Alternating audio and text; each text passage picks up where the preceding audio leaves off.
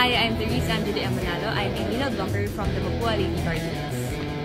Siyempre po, for the past few months, grabe rin yung preparation namin. Especially sa skills namin. And yun nga, nagsa-strength and conditioning po kami every day.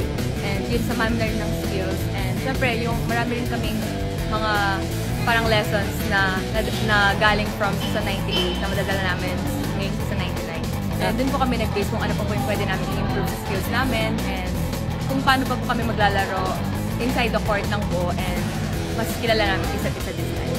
Pinaka-memorable is yung nakapasok po kami ng Final Four kasi history po kasi. So talagang tinitreasure po namin yung moment na yun.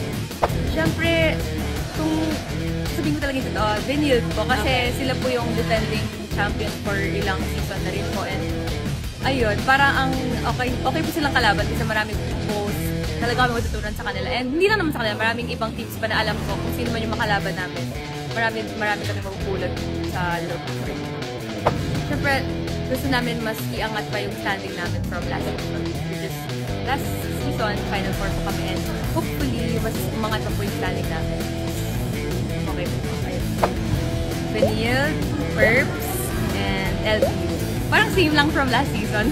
Hi, I'm Therese Angeli Amanalo from the Mapua Lady Cardinals and I'm inviting you to follow GMA Sports PH and NCAA Philippines on social media for the latest NCAA Season 99 updates.